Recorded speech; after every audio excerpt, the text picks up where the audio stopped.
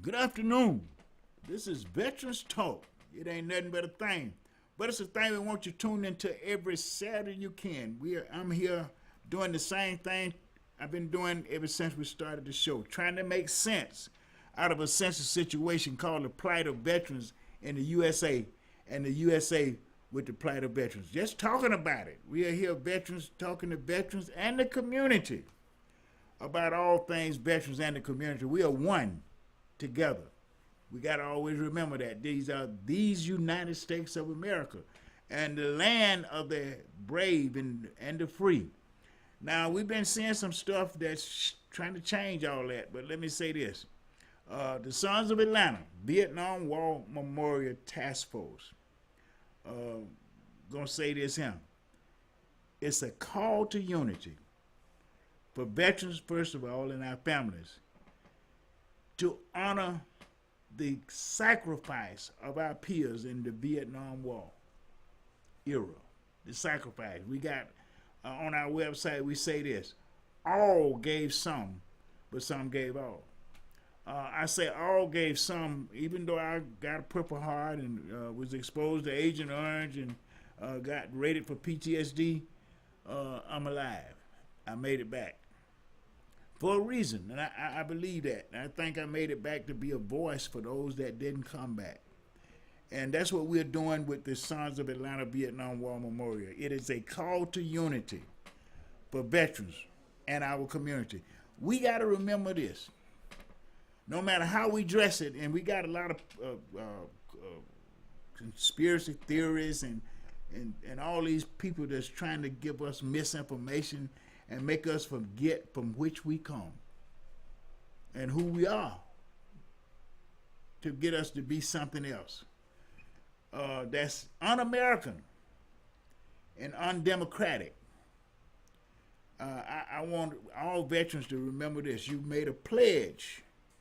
You pledge allegiance to the flag, the United States of America, and to the republic for which you stand. One nation under God, indivisible, meaning it can't be torn up, with liberty and justice for all.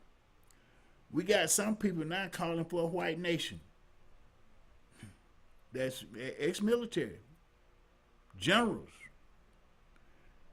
following what I consider to be an antichrist. I'm going to say that because I'm more than just a soldier.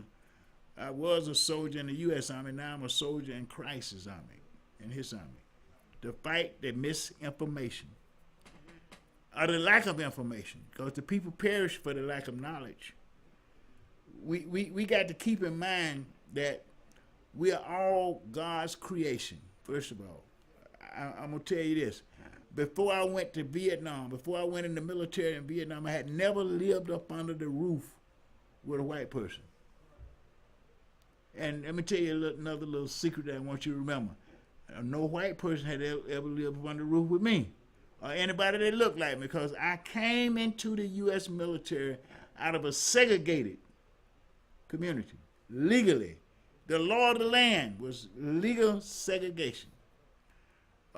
That came up from Jim Crow, slavery, and all the things that America had to do to grow to where it is today. You know, we grown. By the start, we're not where we started. A long ways from where we got to go in order to meet that standard of our Constitution to reach a more perfect union where all of the American people have equal opportunities.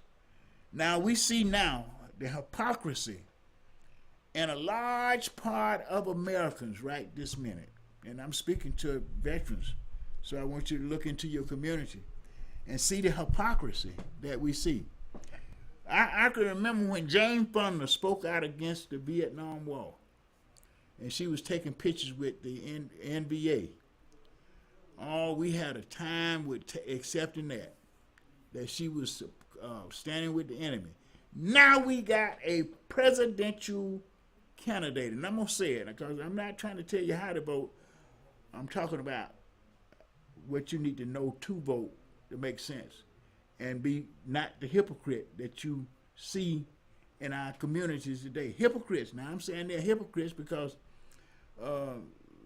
we know that the Vietnam era changed America. Changed America. Because along with the Vietnam War itself, we had a war in the streets for civil rights. People were being killed in the streets of America because they was wanting civil rights, for not just for black people, but for white women too, because they was up under the same kind of Jim Crow law where they had no voice in the government of this country. No voice in the government in this country at all.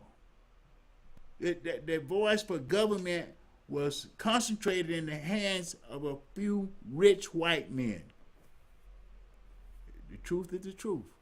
Go back and look at it. I mean, I don't care when I say a few rich white men. I'm not saying everybody that was in government was rich white men, but I'm just saying the way they controlled that process of development is very similar to what the billionaires are doing today. They go out and create inflationary situation with their goods and services. These are billionaires who have got a monopoly on food. When I was growing up, there was several different grocery stores in the community. Now, if you don't go to Kroger's or Walmart, Piggly Wiggly's, you might not get no groceries.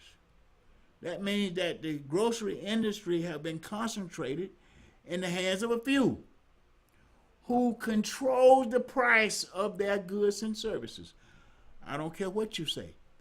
And they'll say it's caused by government policy. No, it's caused by a lack of government policy. That's what that is. It's a lack of government policies that allow big business to eat up little businesses, then take over the whole industry. They used to say a monopoly was not going to be allowed. But we got all kind of monopolies in America today. Amazon, Walmart, monopolies. They control basically the industry that they are working in. That's the delivery of goods and services. we served up under the notion that this was going to be a democracy, where it was going to be a government for the people and by the people. Now we got people running for top offices in the government that's saying, well, this is really not a democracy. It's something that, the people that really control the country is rich folk. They sit behind the scene and they manipulate everything like puppets. If that's the case, what sacrifices we made in Vietnam was robbery. It took away the brightest and the best in our communities. A lot of people look back and they got folks off the streets. Yeah, they got probably a couple of people that went to code and was told, yeah, you go to the military, you get out. But they doing that still today. For some communities, not all of them. We haven't reached that more perfect union, and we're not going to reach that more perfect union as long as we are divided in our politics and in what we want for our country and for our children, for our heirs. Every time I see my family, especially I got some of the cutest little great grandbabies you want to see. They run things. But they got to grow up in a world where they ain't going to be able to run things. They ain't going to be able to get the stuff that they need if they're not equipped educationally. But we got somebody saying now that they're going to take away the education opportunities. That want to be president, they're going to take away education opportunities. That's more disturbing than anything I ever seen, because I'm looking at how education have evolved my own. I got a my oldest great grandbaby is making movies. She was 13 years old. Because of education opportunities that she's been exposed to she's 13. The education then got her where she can get the stuff around her and make little movies. What a nation. These are the opportunities that I want to see for everybody in this country, because it's enough for everybody. If we recognize that we've been duped to let a handful full of, I call them slave masters' children, take over the wealth of the country. Just took it over. And now they coming out saying nasty, ugly things about other people in the community. And how they don't belong. They're vermins and scums and, listen. I know this because I've been in 2 places that unorthodox say you find and see your naked self. That's at war and prison.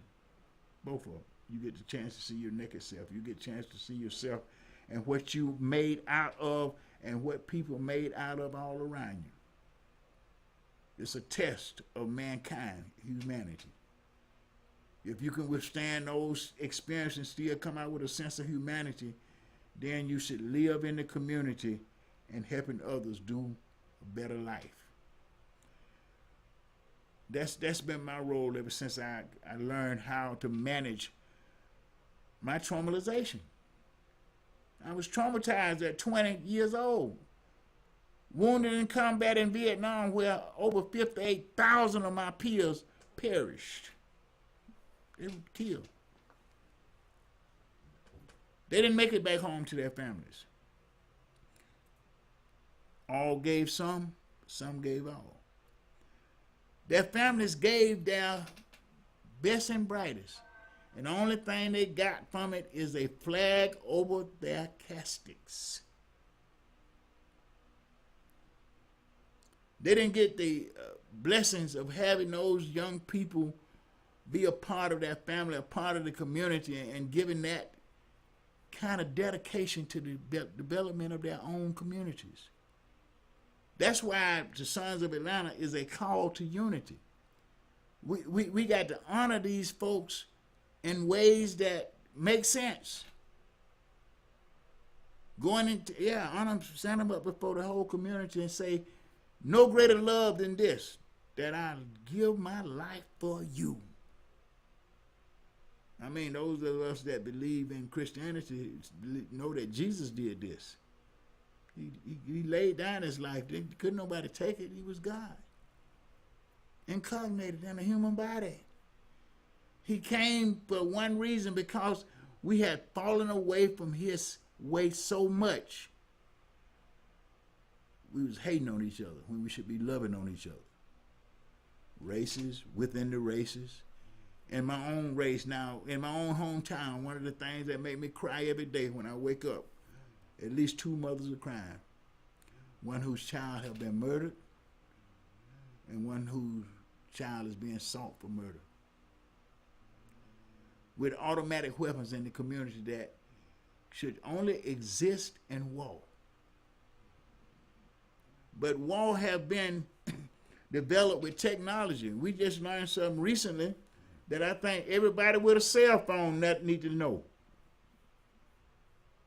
Israel took out large portions of Hamas leadership, membership, because they just blew up the cell phones. Just blew up the pages, the walkie-talkies, things that they felt that's going to keep them connected. Got them blowed up. So we've learned that technology can be used in all kind of different ways. And right now, in warfare, that's what they're using, technology. But on a lesser level, they have caused us to hate each other. It say love thy neighbor as thyself, not hate thy neighbor. But that's where we're at in America right now. We're an integrated community. We got people coming from all nationalities, all races, all across the world. There's not one country on planet Earth that don't have a village in America right now. Why? This is the great mixing pot. This is where God is bringing all us back together so we can glorify him if we will, but we got a choice. We can go down that road to self-destruction. And we're going down the road to self-destruction with the way we living. We got an issue right now where you got half of the people that are running for office saying it's a whole global warming.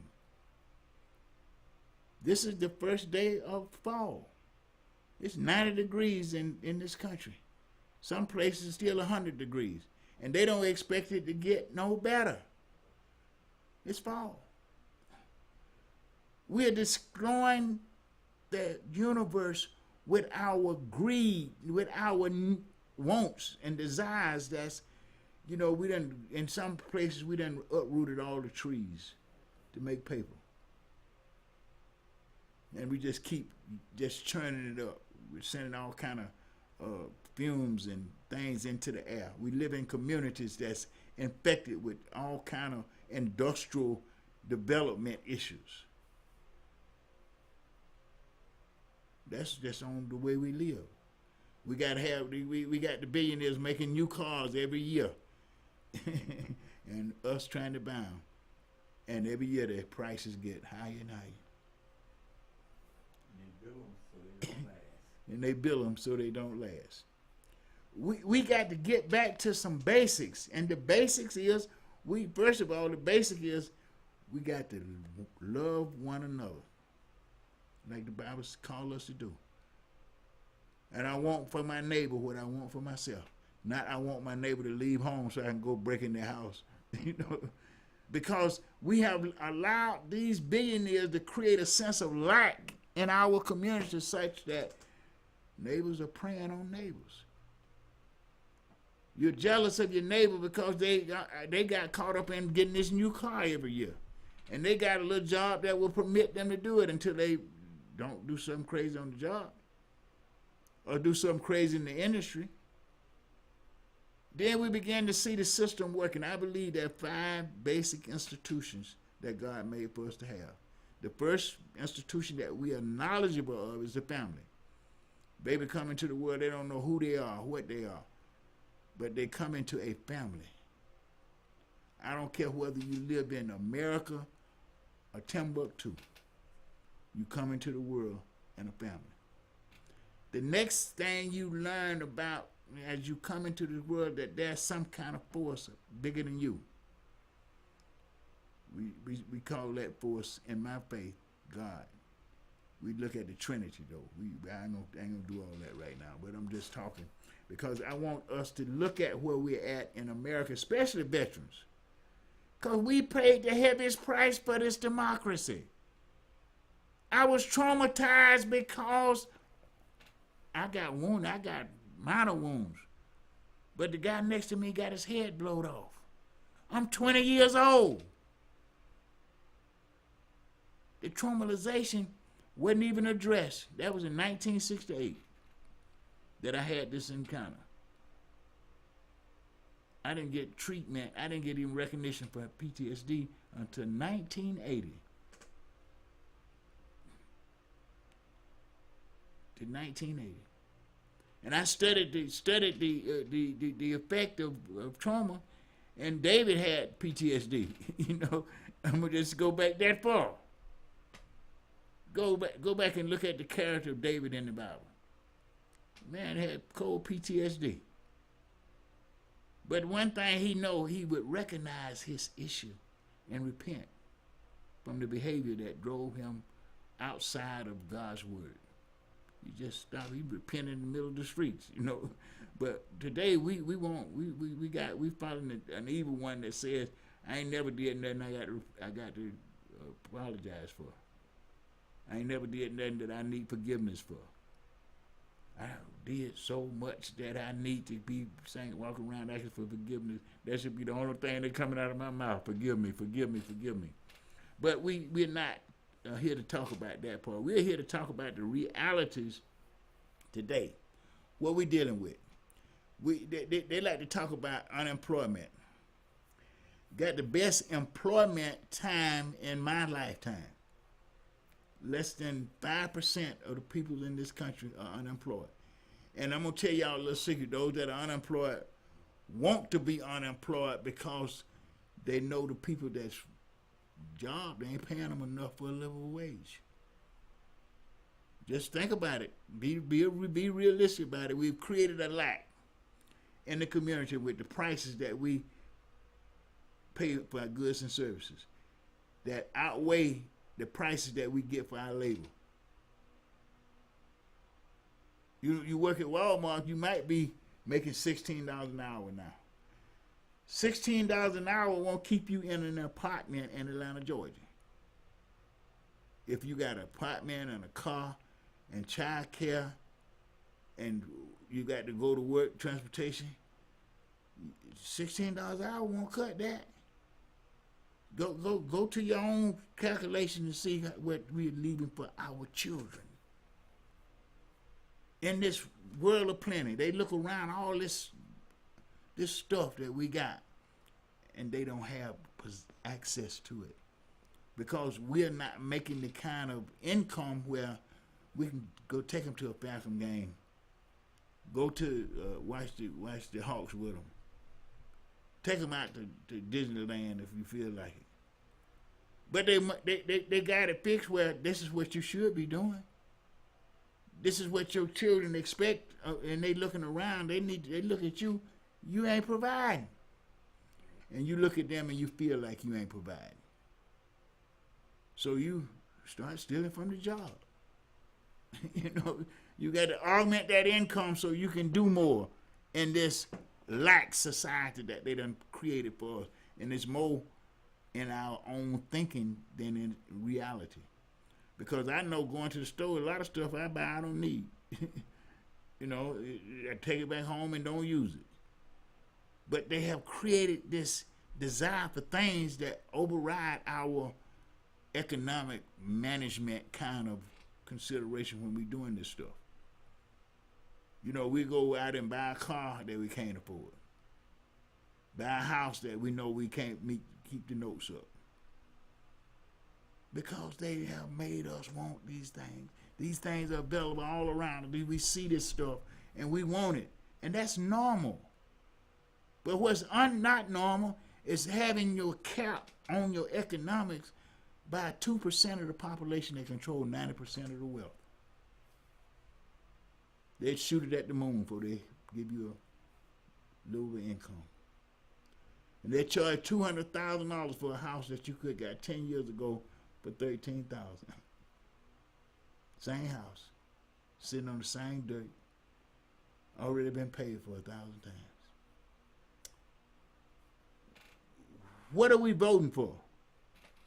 Why are we voting?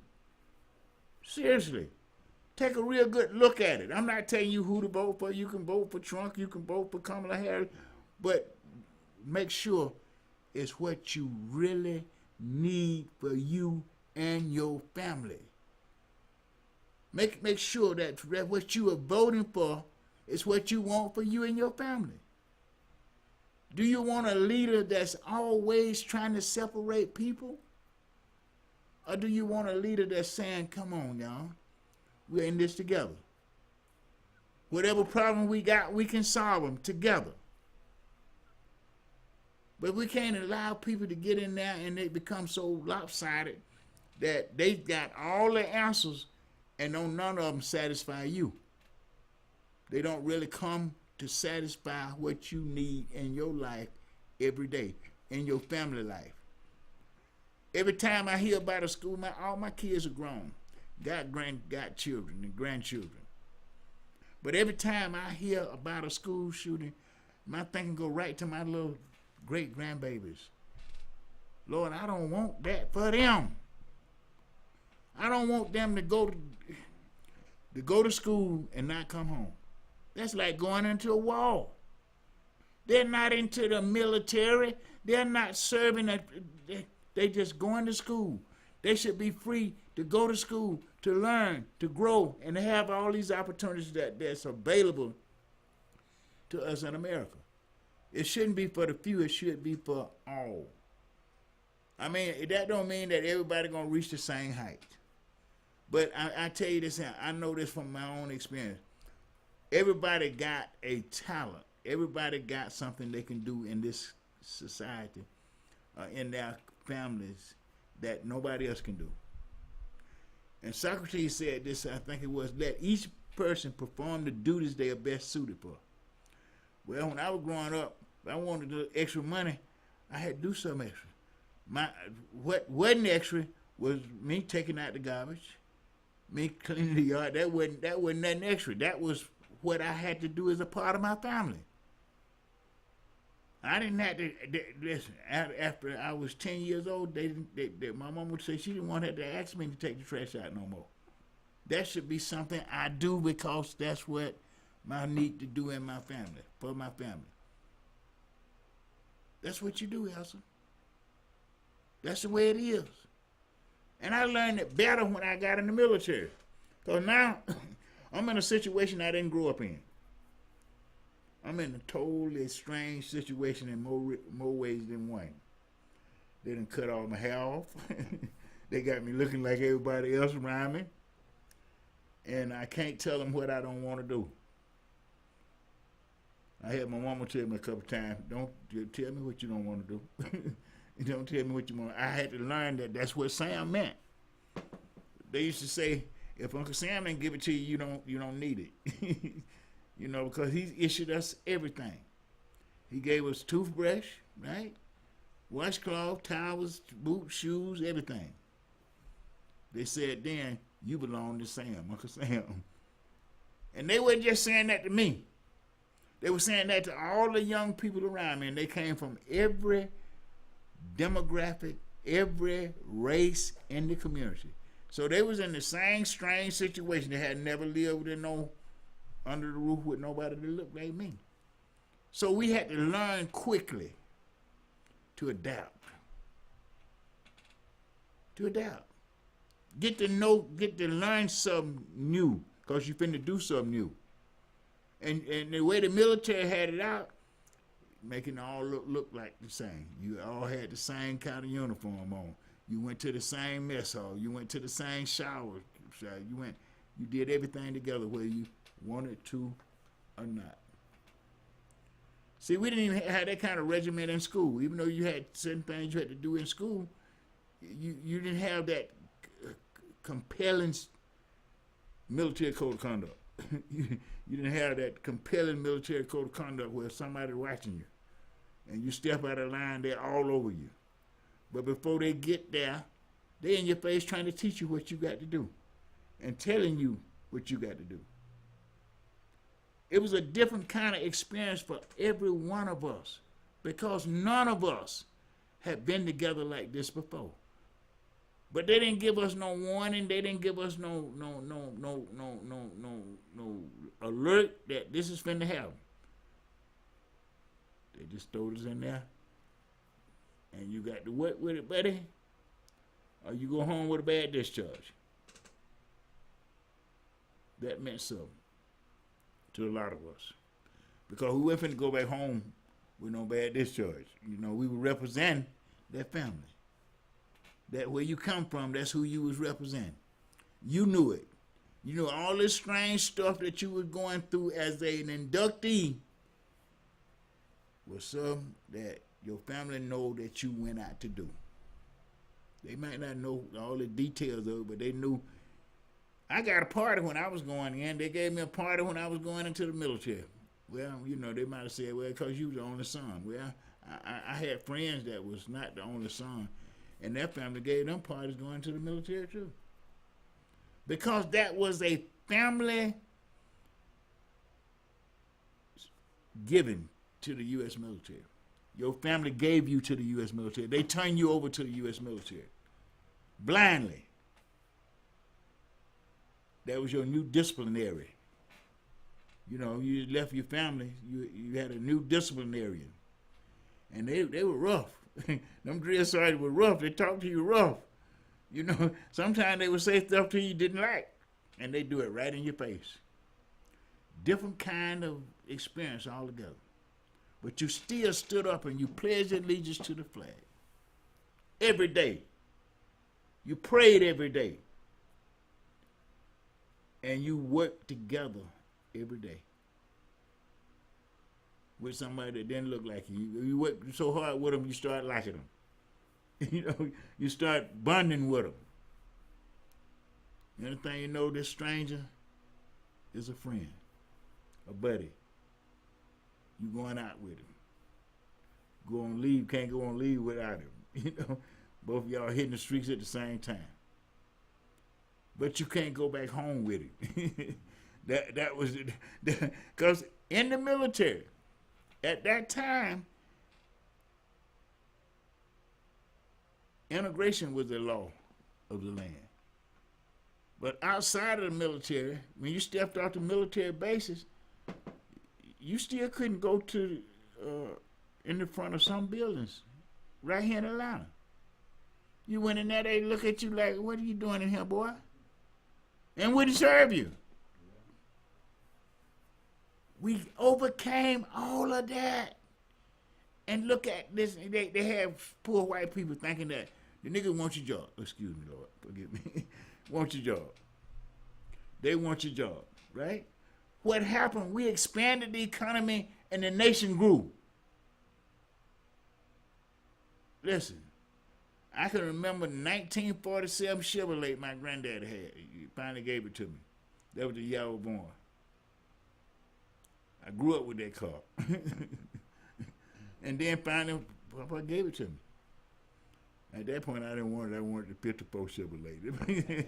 You know, but the thing about it, I'm just trying to get people to see from which we come and how good it has been in spite of the problems we had to overcome. Still, my granddaddy never really owned anything but the piece of farmland. Never lived outside of that farmland. I done had 5 houses, 5 mortgages in my name, in spite of spending all them years in prison. Because of the opportunities that was opened up. Just opportunities that weren't there for generations of my people. They wanted to see me doing better. Just like we want to see our children doing better. And the only way we're going to do it is that we got to unify. We got to come out of this us against them and calling yourself an American. Because we are one nation of many people.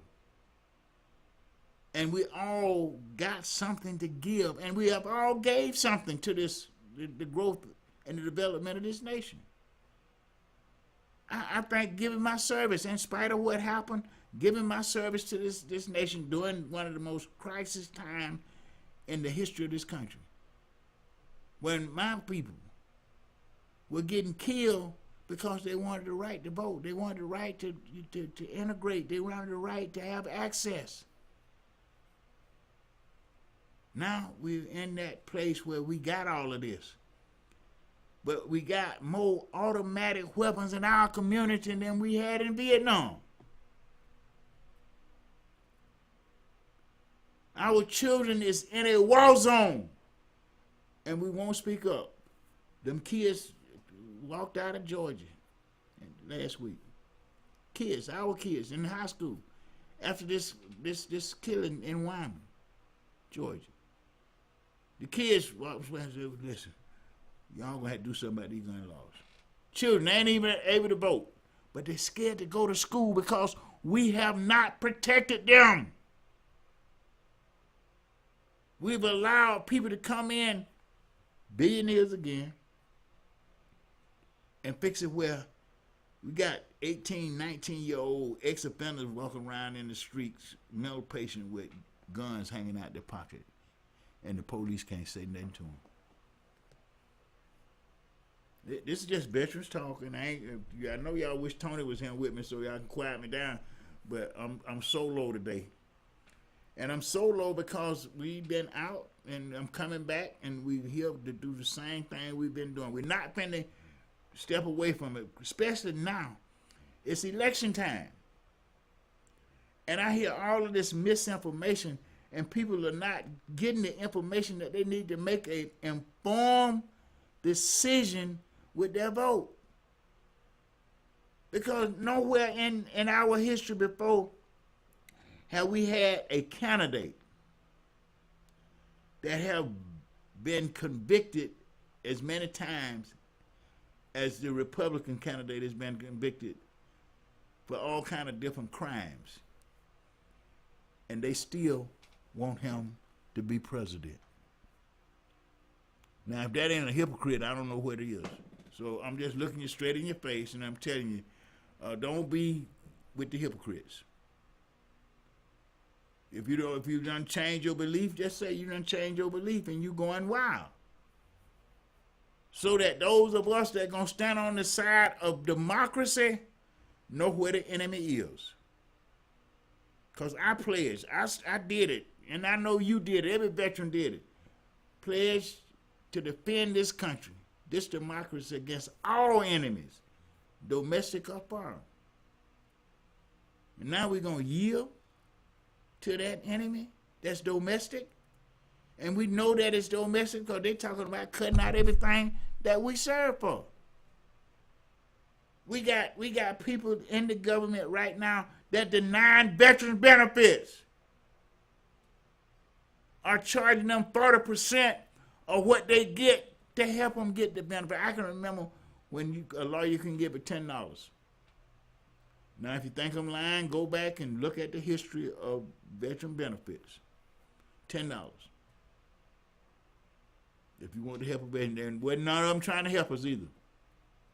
They just wasn't there. VSO, Veteran Service Organization, was the people that worked to help veterans get their benefits.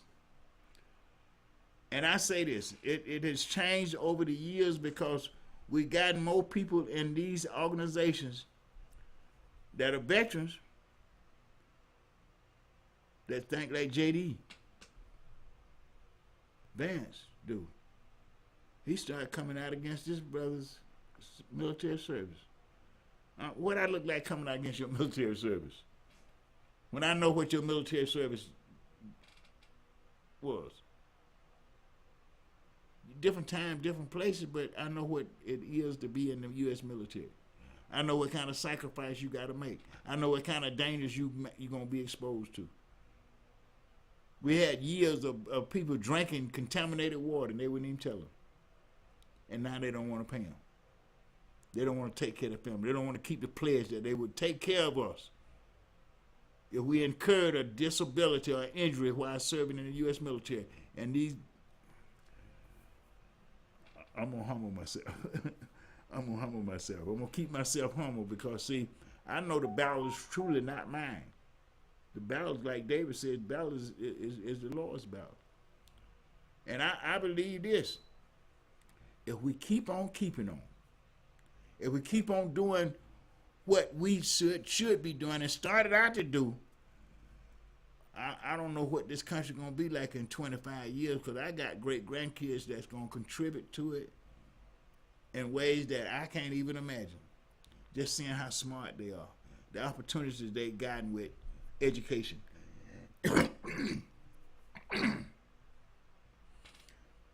I'm excited about America. I'm going to always be excited and appreciative of being in America and the opportunities that I've incurred myself. Since my childhood, I watched this country grow. I watched all these different people come into the community. That's some wonderful people working in the community. From all of them don't look like me, but I find them to be just like me.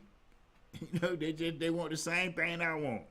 They want a safe, prosperous America so that they can live out this American dream of having a home that they can afford, having their children go to school so that they can learn to be contributors to the development of this country and not be controlled by the 2%ers that trying to keep a cap on your income and working you every day. That's the crying part about it. We work every day for these people. And they get in their offices and they sit back and they get on their yacht and say $15, $16 an hour is too much for minimum wages. I'm saying this, $25 an hour ain't enough for minimum wages. You know, and we need to start being realistic about that because our children are being realistic about it. This new generation. I'm looking at these kids and they so smart, they see the hypocrisy. And they're not going to let you take us back. Those kids standing up because they know that if this kid didn't have access, his daddy might have bought the weapon. And we got to face this him. A lot of you are buying weapons for your children, automatic weapons for your children in this country. You're a hypocrite. You know what they're capable of doing. They're war weapons. They weren't meant to be in a civil society. I don't want them in my community. And we need to have laws that keep them out of our community. And anybody that own a gun should be responsible for it. Anybody. Now, all the adults, all these people get these guns and lay them around where the kids are killing each other. That's not a responsible gun owner. And how you make them responsible? Make a law to keep them responsible. We're going to have to look at what we're voting for. And what the government is supposed to be doing. It's a government for the people and by the people. That means the vote is the key to keeping the government for the people and by the people. You're going to come up with people that tell you they know more than the generals. I don't see how they could do that. You know, but that's what, if you want to believe that they're smarter than the generals, that's your belief. You think they're smarter than a sergeant major or first sergeant? I know better. I have been privileged to be in the U.S. military, where I've had sergeant majors that intimidated me. They straight out intimidated me at some point, but they was trying to build me up to be a good soldier. That's what they was doing. They was trying to build me up to be a good soldier. And I think I was a good soldier until I got traumatized. I think I was. I think my military record speaks for itself. And I think it speaks for everybody that served in the military. I say this, it takes a hell of a good person to get an honorable discharge in the U.S. military. it takes a hell of a good person to do that. So I salute every veteran. I don't care what color his skin, or like I don't care what language your grandmama spoke. You know, I'm just saying, if you went in the U.S. military and did an honorable service, and then some of those that got a dishonorable in their discharge, because some of it was not right. I've seen too much of it. Some of it wasn't right because they had racism going on in the military even then. Even though it was mandated to be integrated, you can't mandate racism and hate out of the scenario. You can't mandate it. No law can make you love your neighbor as yourself. No law can make you want for your neighbor what you want for yourself. That's something that got to be a moral implant, which is natural with all human beings. I don't care where they come from. Because I've seen the goodness of every race that was in the military. Because they stuck together. They had each other back. Then, in the military. Now, what happened when we got out of the military, we went back to our segregated communities. And when we saw that untruth, the misinformation, the hate being taught in our communities, we didn't speak up against it. We didn't just say, oh, wait a minute, I know something different. Because it ain't the color of your skin that make you evil. It's the embracing of the laws against the Almighty. When you don't want for your neighbors what you want for yourself, that means you are being selfish. You think you got more on things than you got on people. And my faith tells me, don't build up treasures in this life that I can't take with me. You know, because I can't take no ring, no watch, no clothes. The clothes that I'm gonna have, you can't. They're already there. This body is a clothing of a spirit of God that's in me, that He put in me. And it's going to stay in me because I'm not going to let the world take my joy. The world ain't give it to me. The world ain't going to take it away. What I'm going to do, I'm going to live out the creed of the word that I was taught from a childhood. I'm going to love my neighbor as I do myself. And I don't care what color the neighbor is. I don't care what language they speak. Because I didn't see no stipulation in that. My parents didn't teach me no stipulation that to just treat my neighbor if they look like me. If they look like me. Well, all my neighbors ain't going to look like me. We got to face that fact. All my neighbors ain't going to talk like me. Listen, and all my neighbors ain't going to walk like me. So I can't let how my neighbor walk influence my walk. Especially if they're not walking in the way I walk. I can only say I'm gonna stick to where I walk. I'm gonna respect the way my neighbor walk. I'm gonna love my neighbor if they don't love me. That don't mean I'm gonna get off all into their tea. I'm gonna try to stop them from being who they are. I'm gonna just love them anyway. I can love them from a distance. I ain't got to deal with you. I ain't got to be in your circle to love you. That's not the kind of love that we're talking about. We're talking about love where you look at consideration for your neighbor. You know you're on a job, and your neighbor's doing the same work you doing, but they ain't getting paid what you get paid. You ain't loving your neighbor as you do yourself. You didn't stand up with them. I guess because I come out of a working class, middle class family, I know what unions are. And I was in a union when I first went to the railroad. 2 unions, one white and one black, because it was segregation. But they meant the same thing. They was trying to get better things on the job for their workers, better pay for the workers. And if that's what we got to have to do that with these 2%ers, then we got to unionize. We got union men coming together, unifying for one single purpose, like we did in the military.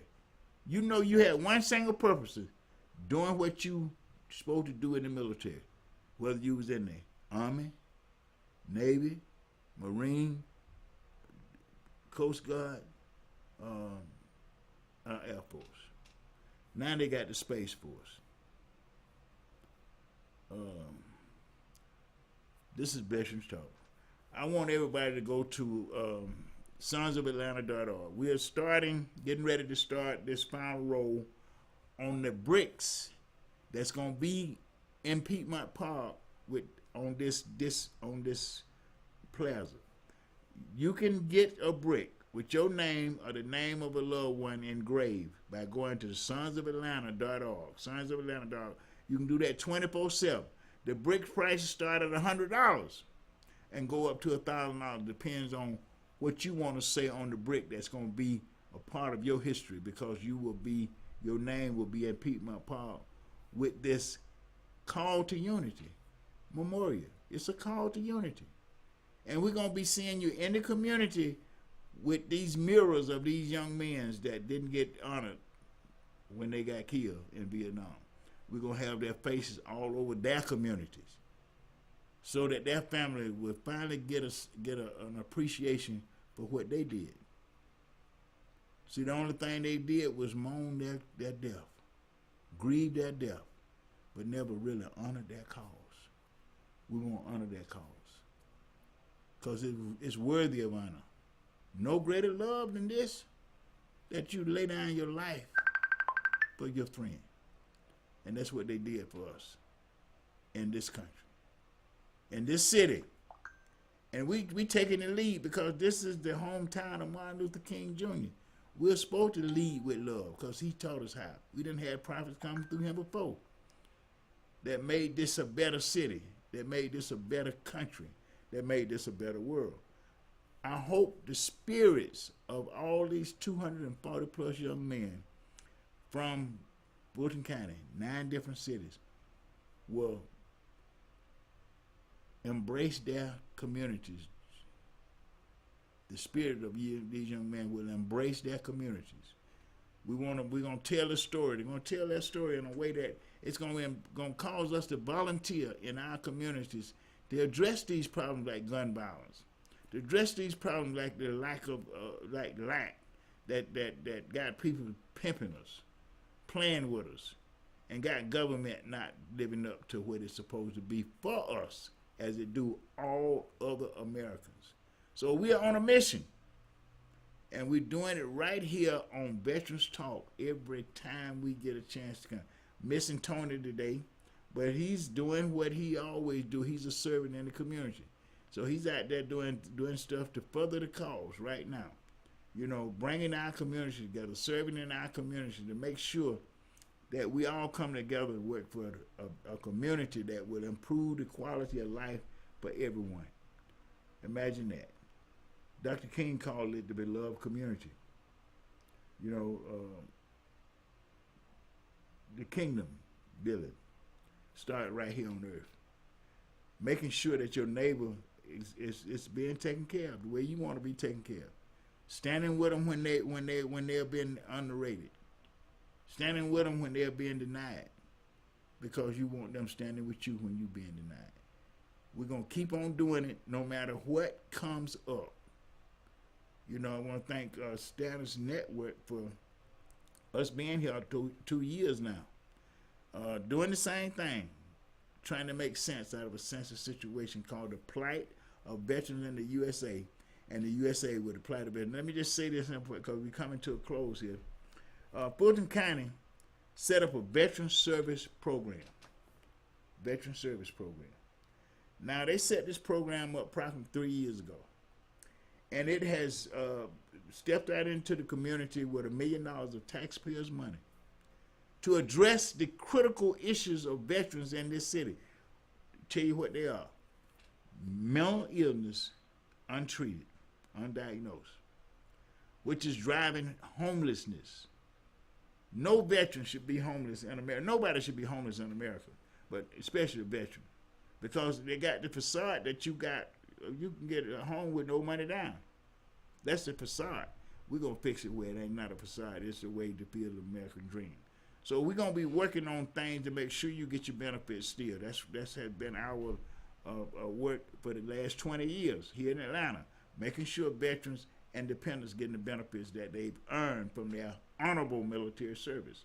And we're going to continue doing that in ways I hope that's going to bring more of our young veterans to the table, because we're still making veterans. I want to just have a shout out to my grandson, Sergeant Freeman Harris. He's at Fort Bragg right now, and all the brothers up there at Bragg that, I thank you, man. Thank y'all for what you're doing.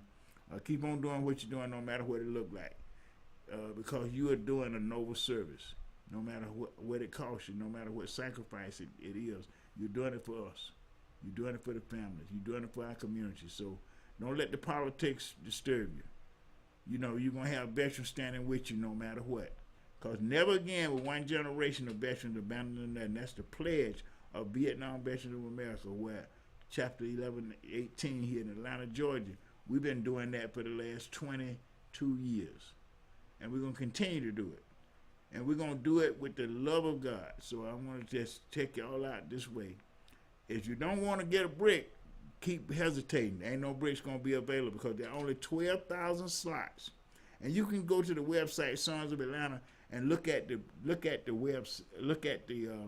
plaza that's going to be built in Piedmont Park. And pretty soon you'll be going up there through Piedmont Park on Piedmont Avenue, and you're going to be able, we're on front lawn between 12th and 14th Street. You're going to see this Call to Unity memorial. A call to unity. It's calling you.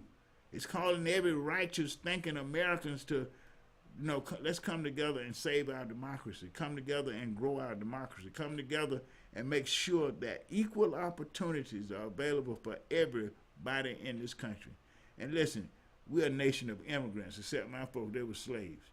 But that's okay. We're all contributors. In whatever way we contribute. We done overcame slavery right now. And we've been blessed to have a president that look like me. And look like we're going to have a president that look like my mama. So we just going to keep on, keep this faith going, keep this hope going, keep this work going.